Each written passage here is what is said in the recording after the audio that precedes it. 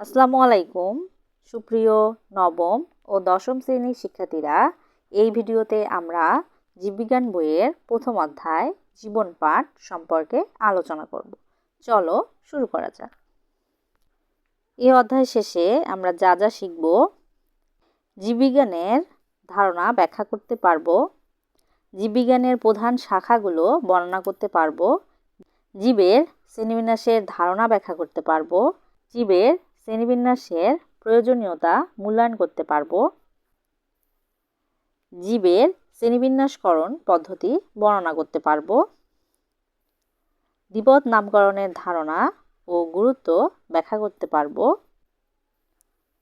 বাস্তব জীবনে জীবের শ্রেণীবিন্যাসের প্রয়োজনীয়তা সম্পর্কে সচেতন হব। আমরা 1.2 জীববিজ্ঞানের শাখাগুলো এগুলো আলোচনা করব।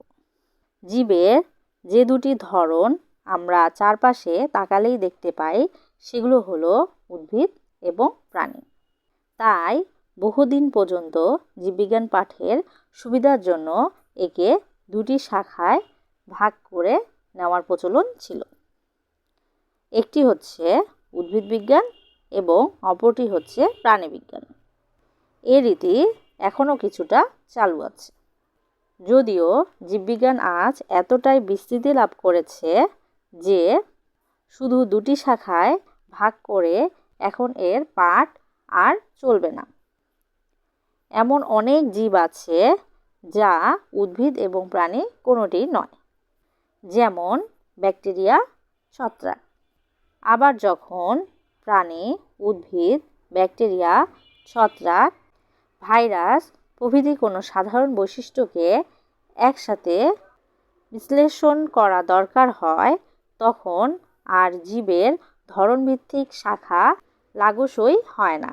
তাই প্রয়োজনের তাগিদে জীববিজ্ঞান এখন বহু সংখ্যক শাখায় বিভক্ত হয়েছে। জ্ঞানের প্রায় প্রতিটি বিষয়ের অন্তর্ভুক্ত শাখাগুলোকে ভৌত বা মৌলিক এবং ফলিত এই দুইটি ভাগে ভাগ করা হয়ে থাকে। জীববিজ্ঞানও তার ব্যতিক্রম নয়।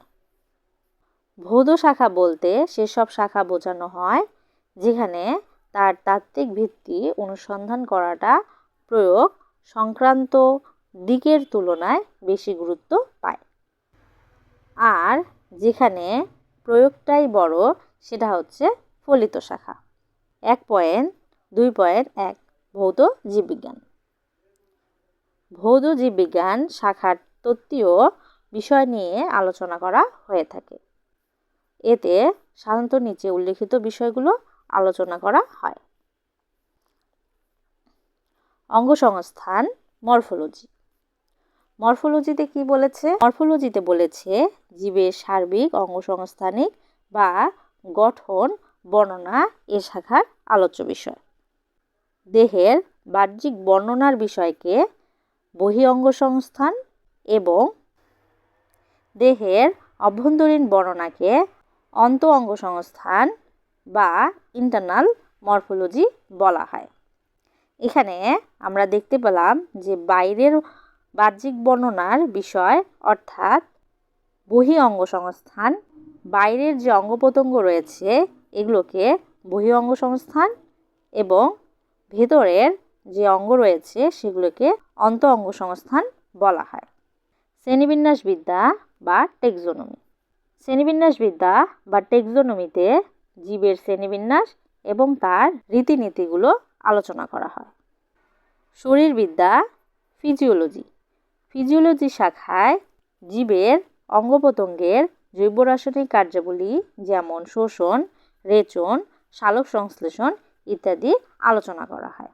এছাড়া জীবের যাবতীয় শরীরবৃত্তীয় কাজের বিবরণও এ শাখায় পাওয়া যায়। হিস্টোলজি। হিস্টোলজিতে কি বলেছে? হিস্টোলজিতে বলেছে জীবদেহের টিস্যুসমূহের গঠন, বিন্যাস, কার্যাবলী এ শাখায় আলোচনা করা হয়। ভ্রূণবিদ্যা, এমব্রায়োলজি। এমব্রায়োলজি হচ্ছে জননকোষের উৎপত্তি, নিষিক্ত জাইগোট থেকে ভ্রূণের সৃষ্টি, গঠন, পরিস্ফুটন, বিকাশ প্রভৃতি নিয়ে এ শাখায় আলোচনা করা হয়। তোমাদের এমসিকিউ আসতে পারে যে জননকোষের উৎপত্তি বা নিষিক্ত জাইগোট থেকে ভ্রূণের সৃষ্টি কোন শাখায় হয়ে থাকে? ভ্রূণবিদ্যা শাখায় হয়ে থাকে। জীবদেহের কোষের গঠন, কার্যাবলী ও বিভাজন সম্পর্কে যাবতীয় যে আলোচনা করা হয় সেটি কোন শাখার আলোচ্য বিষয়? সেটি হচ্ছে কোষবিদ্যা বা সাইটোলজির আলোচ্য বিষয়। তোমাদের এমসিকিউ আসতে পারে জীবদেহের কোষের গঠন কোন শাখায় আলোচনা করা হয়? উত্তর হবে সাইটোলজি বা কোষবিদ্যা। বংশগতিবিদ্যা বা জেনেটিক্স।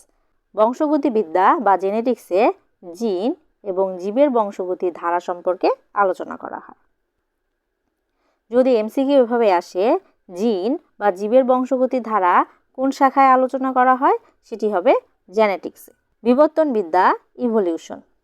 পৃথিবীতে প্রাণের বিকাশ, জীবের বিবর্তন এবং ক্রমবিকাশের তথ্যসমূহের আলোচনা এ শাখার বিষয়। এর মানে পৃথিবীতে প্রথম যে প্রাণের বিকাশ হয়েছে এবং জীবের বিবর্তন হয়েছে সেটি কোন শাখার আলোচ্য বিষয়? ইভলিউশন বা বিবর্তনবিদ্যার আলোচ্য বিষয়। বাস্তুবিদ্যা বা ইকোলজি শাখায় প্রাকৃতিক পরিবেশের সাথে জীবের আন্তঃসম্পর্ক নিয়ে আলোচনা করা হয়। প্রাকৃতিক পরিবেশ বলতে আমরা একটি পুকুরকে বলতে পারি প্রাকৃতিক পরিবেশ। ইকোলজি বা বাস্তুবিদ্যা আমরা এর আগে পড়েছিলাম যে একটি পুকুরের বাস্তুবিদ্যা বা বাস্তুতন্ত্র আলোচনা করো। সেখানে একটি পুকুর এবং পুকুরে বসবাসরত মাছ, পোকামাকড় ইত্যাদির যে পরস্পরের সাথে সম্পর্ক সেটি নিয়ে আলোচনাই হচ্ছে ইকোলজি বা বাস্তুবিদ্যা। এন্ডোক্রাইনোলজি। এন্ডোক্রাইনোলজিতে কি বলেছে? এন্ডোক্রাইনোলজিতে বলেছে জীবদেহের হরমোনের কার্যকারিতা বিষয়ক আলোচনা এ শাখার বিষয়। এর মানে হরমোন সম্পর্কিত যে কার্যাবলী রয়েছে সেগুলো এন্ডোক্রাইনোলজিতে আলোচনা করা হয়। জীবভূগোল বা বায়োজিওগ্রাফি। বায়োজিওগ্রাফিতে কী নিয়ে, যেহেতু জীবভূগোল বা বায়োজিওগ্রাফি বলা হয়েছে, আমরা জানি জিওগ্রাফি বলতে ভৌগোলিক সীমারেখাকে বোঝায়। এখানে যেহেতু জীবভূগোল বলা হয়েছে তার মানে পৃথিবীর বিভিন্ন ভৌগোলিক সীমারেখায় নির্দিষ্ট পরিমাণ যে জীব বাস করে তাদের নিয়ে আলোচনাই হচ্ছে এ শাখার আলোচ্য বিষয়। এখানে দেখো, এ শাখায় পৃথিবীর বিভিন্ন ভৌগোলিক সীমারেখায় জীবের বিস্তৃতি এবং অভিযোজন সম্পর্কে আলোচনা করা হয়। এটি জীবের ভৌগোলিক বিস্তারের সাথে ভূমণ্ডলের শ্রেণীবিভাগ সম্পর্কিত বিদ্যা। এখন আমরা দেখব 1.2.2 ফলিত জীববিজ্ঞান। এ শাখায় রয়েছে জীবন সংশ্লিষ্ট প্রায়োগিক বিষয়গুলো। কয়েকটি উল্লেখযোগ্য শাখার কথা নিচে উল্লেখ করা হলো। জীবাশ্ম বিজ্ঞান, প্যালিওন্টোলজি, প্রাগৈতিহাসিক জীবের বিবরণ এবং জীবাশ্ম সম্পর্কিত বিজ্ঞান। জীবাশ্ম বিজ্ঞানে জীবাশ্ম সম্পর্কিত বিজ্ঞান এবং জীবের বিবরণ সম্পর্কে আলোচনা করা হয়। জীব পরিসংখ্যান বিদ্যা, বায়োস্ট্যাটিস্টিক্স, জীব পরিসংখ্যান বিষয়ক বিজ্ঞান। জীব পরিসংখ্যান বিদ্যায় পরিসংখ্যান বিষয়ক জ্ঞান নিয়ে আলোচনা করা হয়। পরজীবী বিদ্যা, প্যারাসাইটোলজি। প্যারাসাইটোলজিতে পরজীবী জীবের জীবন প্রণালী এবং রোগ সম্পর্কে আলোচনা করা হয়। মৎস্যবিজ্ঞান, ফিশারিজ। ফিশারিজে মাছের উৎপাদন, মৎস্য সম্পদ ব্যবস্থাপনা ও সংরক্ষণ নিয়ে আলোচনা করা হয়। কীটতত্ত্ব, এন্টোমোলজি। এন্টোমোলজিতে কীটপতঙ্গের জীবন, উপকারিতা, অপকারিতা, ক্ষয়ক্ষতি, দমন ইত্যাদি সম্পর্কে আলোচনা করা হয়। অণুজীব বিজ্ঞান, মাইক্রোবায়োলজি। মাইক্রোবায়োলজিতে ভাইরাস, ব্যাকটেরিয়া, আণুবীক্ষণিক ছত্রাক এবং অন্যান্য অণুজীব সম্পর্কিত বিজ্ঞান নিয়ে আলোচনা করা হয়। কৃষি বিজ্ঞান, এগ্রিকালচার। এগ্রিকালচারে কি করা হয়? এগ্রিকালচারে কৃষি বিষয়ক যত জ্ঞান রয়েছে সেগুলো নিয়ে আলোচনা করা হয়। চিকিৎসা বিজ্ঞান, মেডিকেল সায়েন্স। মেডিকেল সায়েন্সে মানব দেহ, রোগ, চিকিৎসা ইত্যাদি সম্পর্কে আলোচনা করা হয়। জিন প্রযুক্তি, জেনেটিক্স ইঞ্জিনিয়ারিং। জেনেটিক ইঞ্জিনিয়ারিংয়ে জিন প্রযুক্তি ও এর ব্যবহার সম্পর্কে আলোচনা করা হয়। প্রাণ রসায়ন, বায়োকেমিস্ট্রি। বায়োকেমিস্ট্রিতে জীবের প্রাণ রাসায়নিক কার্যাবলী, রোগ ইত্যাদি সম্পর্কে আলোচনা করা হয়। পরিবেশ বিজ্ঞান, এনভায়রনমেন্টাল সায়েন্স। এনভায়রনমেন্টাল সায়েন্সে পরিবেশ সম্পর্কিত বিজ্ঞান নিয়ে আলোচনা করা হয়। সামুদ্রিক জীববিজ্ঞান, ম্যারিন বায়োলজি। ম্যারিন বায়োলজিতে সামুদ্রিক জীব সম্পর্কিত বিজ্ঞান নিয়ে আলোচনা করা হয়। বনবিজ্ঞান, ফরেস্ট্রি। ফরেস্ট্রিতে বন সম্পদ ব্যবস্থাপনা এবং এর সংরক্ষণ নিয়ে আলোচনা করা হয়।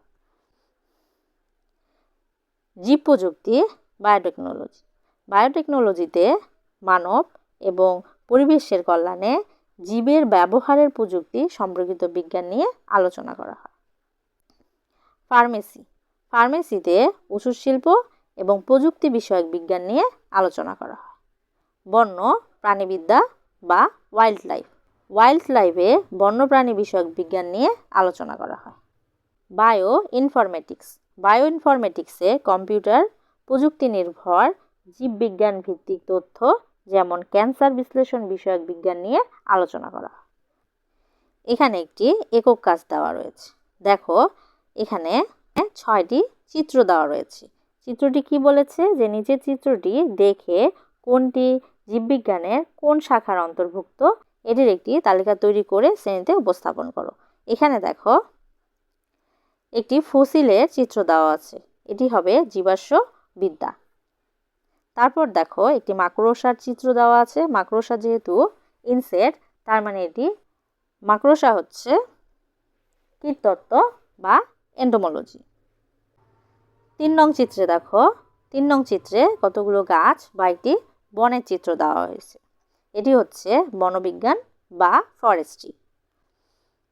4 নং চিত্রে দেখো কতগুলো জেলে নদীতে বা সাগরে মাছ ধরছে, এটি হচ্ছে ফিশারি বা মৎস্যবিদ্যা।